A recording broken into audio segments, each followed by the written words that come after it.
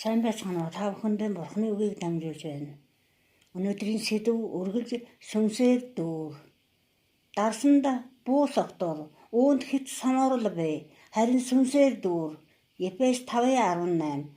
Та үргэлж сүнсээр дүүрэн амьдрах нь Бурхны хүсэл бөгөөд ариун бичвэрийн сэдвийн дараагийн ишлэл нь 11-ээс 19-с 21-д бидэнд хэлэхдээ ингэхдээ дуулал магтуу ба сүнслэг дуунуудаар өөр хоорондоо ярилцаж эзэнд хандаж зүрхнээсээ дуулан аялгуулж бүх зүйлийн төлөө бидний эзэн Есүс Христийн нэрээр Бурхан эцэгт үргэлж талархал өрг Христэс эмээхүй нэгэн нөгөөдөө захирагдсан байна. Сүнсээр байнга дүүрэн байхын тулд бидний хийх ёстой зүйлийг тэрээр жагсаасан нь хичнээн ухаалаг. Үүнийг өдөр бүр хувийн амьдралдаа хэрэгжүүлэх эсхийг та шийднэ. Энэ нь таны санаа зоволт айдас төгшөөрөөс дээгүр байхад туслана.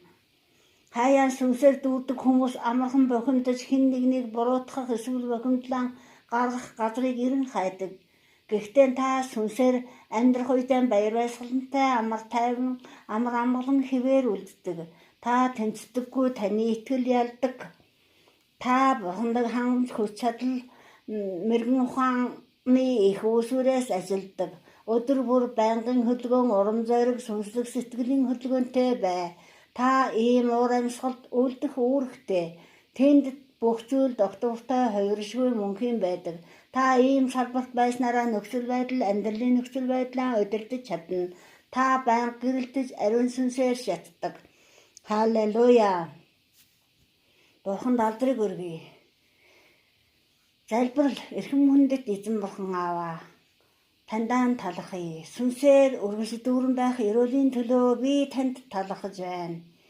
Эзэн Бурхан минь таны зөвхт байдал, яруу алдар, гоо зөкслөн, давуу тал өөрийнхөө доторх мөнх амийн ухамсараар алхах үедээ миний амьдралд сүнс гэрэлтдэг.